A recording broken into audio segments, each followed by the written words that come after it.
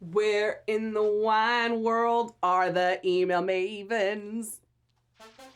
This week, we're in Paso Robles, on the road, on the boot camp floor, in a room full of winery marketers trying to figure out what's actually working right now.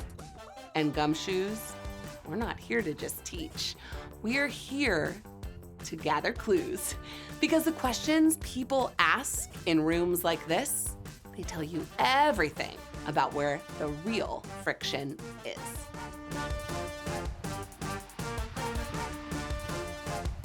Welcome to the Email Mavens YouTube channel, the place for winery owners and marketing pros who want to sell more wine online by sending better marketing emails, and the place for people who love a good throwback to the late 80s, early 90s.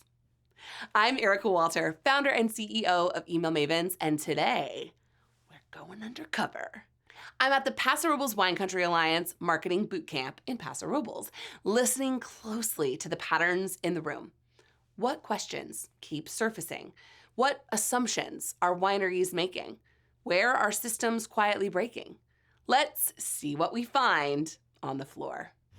Am I in the most idyllic spot to be recording takeaways from the Paso Robles Wine Country Alliance Marketing Bootcamp? Yes. Yes, I am. What is this masterpiece behind me? That's a pool with cabanas. Those are cutie little trees with lights all over them. And I am literally sitting across from a fire pit at dusk. Paso Robles has charm to the max. That's the first thing you need to know. So here's the most important takeaway from today. It is that most wineries have the marketing function in the hands of someone who has multiple other functions that they have to handle, and the bandwidth and capacity to do any of the functions as well as they could is extremely challenging. We, as marketing support people or tech providers, have got to change how we deliver the product to the people, because if we're not making it easy for them to use it well, we're missing an opportunity, and those people are going to get burnt out and they're going to quit, and we don't want that. So that's a big one. Like, if people are wearing many hats, we have got to find ways for them to get better results faster. The very first session of today was from our wonderful friends at Likely Story Strategies and Hard Pour Designs, and it was all about having a strong brand identity and then making sure that your website channeled said brand identity. So it was a great 1-2 punch. The key thing to remember when it comes to branding is that most winery stories, if you don't ask enough whys, are pretty much the same. And so doing the exercise of asking why again, can help you get to the heart of your core beliefs and values, and that is what's going to resonate with a lot of consumers. That exercise didn't have to turn into a 70-page document either. They had recommendations for a 1 or 2 page document. And I think that's the other piece that's really important for us to remember. Many wineries don't have budget or resources time-wise to allocate to creating a full brand diagnosis and brand exercise and 70-page PowerPoint. But they do have time to answer a few questions and solidify a few things visually, and having that work done and just kind of biting it off one little bit at a time, so much better than not starting at all because you're worried that it needs to be some full-fledged thought out thing. That was another thing that came up today. It's your brand shouldn't be something you touch once and then put away for 20 years. You want the core elements to stay the same, but you also need to be revisiting it in the perspective of what does your brand look like on digital? What does your brand look like on merch? And so it's not just a one and done situation, but it's something that evolves a bit with time and that you want to make sure is always ringing true. This applies whether you are a winery looking at your website or whether you're building your next marketing email. Ivy shared from Hard Pour Designs when she was talking about websites, she shared the fact that the human brain cannot process more than 5 to 7 things. So if you look at your winery's website navigation bar and you find that there are more than 5 things there, you're probably losing attention from your subscribers. They're scanning left to right. By the time they get to like the third or fourth thing, their brain is starting to fatigue if they haven't found what they're looking for. So if you've got, and we need to look at this for the email Mavens right now, but if you've got your most recent promotion, corporate gifting, visit, events, wine club, subscription, login, contact, weddings, all of a sudden you created so many decisions for the subscriber, for the consumer, the person visiting your website to choose from, that they probably are going to tune out and not choose anything. So the action item here is take a look at your website and look at how many elements are included in your website's navigation. Is there a way to combine some, reprioritize, move some to the footer? Do you really need all that nav, bro? And the same thing goes for marketing emails. If the human brain can't process more than 5 decisions at a time, and you're putting 16 different pieces of content into one communication, you're probably losing your subscriber. Don't do it. There was also a super interesting session about GEO, generative engine optimization, which is basically Claude or Perplexity or ChatGPT recommending your winery when people are asking AI for recommendations about wine country. And it was truly, I don't think that GEO, generative engine optimization, or optimizing your website content for the bots, is much different than SEO. Like when I was listening to some of the recommendations, it felt very similar, right? You're trying to create content that answers questions your consumers would be asking as clearly as possible. One of the things the presenter called out, and I think this is true for all kinds of content, she said confusion is a conversion killer. So take a look, like go find the Facebook group where people are asking questions about, Paso wine or Walla Walla wine or wherever. Like I want to do this for the email Mavens. Go hang out in the DTC Wine Geeks Facebook group and see what questions people are asking. And then make sure that on your website somewhere, you've created an FAQ where those questions are repeated. So the questions that consumers might be asking about your brand, like, are you pet friendly? Where in Paso Robles can I find wineries that let you bring picnics? What are some of the best wedding destinations in Walla Walla wine country? That find those questions that are being asked and then answer them if your winery would apply, right? Answer them as clearly as possible on an FAQ. And this was key, she said, to make sure you're using FAQ schema markup on your site because the bots can scan that really easily. This one was huge to me. The GEO session, basically helping AI recommend your business. I think, this stat blew my mind, AI search converts at 43%. Google search converts at 2.8%. I should have written down the source. I did not. Probably wasn't AI. But when you think about that level of conversion, it's like, okay, let me make sure that my website, my content is set up to be easy to scan for the bots. Another recommendation was having a blog. That was like a huge one. Good grief. I know, like, you need to create more content. But GEO, man, I was astounded. Definitely seems like a huge area of opportunity. And if you get on it early, it's already probably late, but if you get on it earlier, you have more chance of being recommended to people who are looking for things that you are about. And then this was another little acronym I thought was really cool. EEAT, which stands for experience, expertise, authoritativeness, and trust.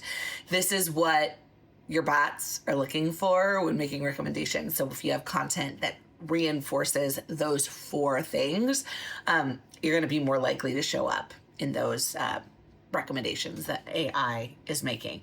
Now, the question that I had, because I'm all about that action, boss, is like, how do you know it's working? Like, you go out and you do all this work to optimize your website for GEO, but then are you able to see an attributable increase in key metrics that matter to you? And I think that's the other piece of the puzzle.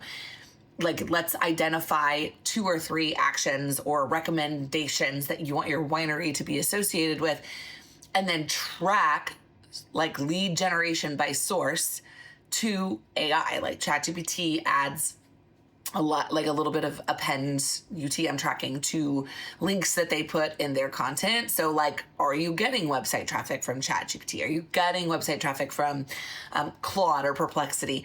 Double check how those systems work and if they include UTM tracking, like if they're including themselves as the source on links that they recommend, because if they are, then you can start looking at some dashboards that might show you whether or not you're actually moving the needle on this. One of the things I love about participating in events like this is that I always end up making a new marketing business bestie, and my new marketing business bestie from this event was Olivia from OMG, which is Olivia Marketing Group.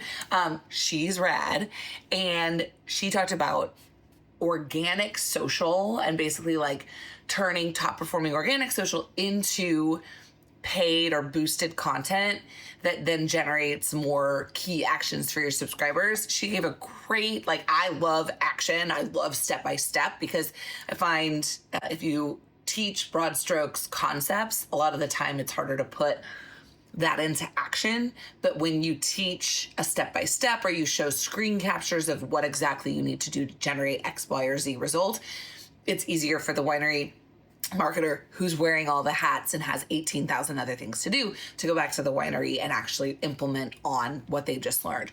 She did a step-by-step on how to set up some of this advertising on the back end of Meta with screen captures, which again, huge win for the winery because they can reference their own and be like, that looks right.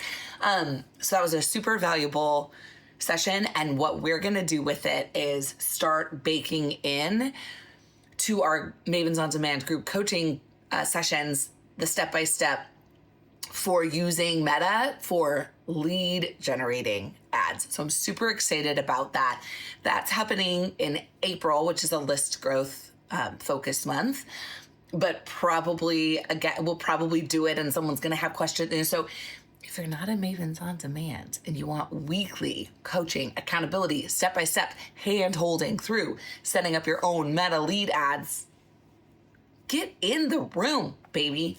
And you know your girl, Erica, spoke about email marketing. My session was new content that I've never taught in exactly this way. It was how to create better emails faster. And so for people that have been in Mavens on Demand for a long time, you already have learned about the copy core. You've learned about the strategy 1-2 punch. You've learned about the importance of winning email marketing layouts. And I took mini trainings from all of those email Mavens core concepts and smushed them together. So part of the session was actually taking an audience member's upcoming marketing email and building it live on the stage. I was like, the slide was like, watch me build an email in 20 minutes, but we did it in 10 because it was a postcard style email. But anyway, more of those kinds of things where we really break it down and simplify. Going back to the thing I heard time and time again when I went to lunch and sat down with some friends of mine who work in different capacities at different wineries here in Paso, it kept coming up. Like, we're running around kind of killing ourselves. Days like this where we go and learn are amazing. But then all this new stuff that we learn, we have to go implement. And it's like, we've got to, we being like the email Mavens, but also just like support staff, like marketers, contractors, tech providers. How are we simplifying and distilling down the most important actions for the people who have to take those actions? They're doing a lot of work. They're doing a lot of jobs. And asking your tasting room manager or your GM to be an exceptional marketer and ops person and HR director and there's a lot of capabilities we're asking wine business professionals to hold. When you invest in your people, like the people who sent their winery, tasting room staff or whoever to the event yesterday, like when you entrust your people with learning new things and giving them some tools to do what they do better, it only pays you back. And those events, those speakers, people like me, need to be mindful. We're about to drop a fire hose of information. What are the most crucial actions that we can take? Like, how do we distill it down into the most important elements so those many hat wearing marketing professionals can do the most important, most high impact actions as quickly and efficiently as possible? That is the mission that I am on. I am working very closely with the Email Mavens team right now to distill the information that we teach even further so that anyone can take the actions and get the same results as if I were doing it for them. And not like, oh, I'm so great, but like I'm the person that does it all the time. So I feel like you get what I'm saying. That's trying to sound cool. I am pretty cool. Work with me. Pay me to do your emails. I would love to do it, but that's where I'm going. Is like I would like to see more people who are given the opportunities like I was given yesterday to be working tirelessly to make it actionable, not just a sales pitch, an action-inspiring rally call. Let's do that. All right, now we've gathered the clues and we've made some guesses, but I want you to ask some questions of yourself. When you step back and look at your own marketing, what patterns are you finding? Where are you reacting instead of designing? Where are you guessing instead of measuring? Because the biggest blind spots usually aren't hiding in someone else's strategy, they're in our own. So while I connect the clues from Paso, start looking at yours. Until next week, keep pressing send on your next best email. All right, you're back, gumshoes. I like calling you gumshoes. When you step back and look at your own marketing, roll back. I'm gonna do that whole over. Boom. Am I in the most idyllic spot to be recording Paso Robles Wine Country Alliance Marketing Bootcamp retake? I'm not gonna talk about everybody. I think, let's be real. It's about me.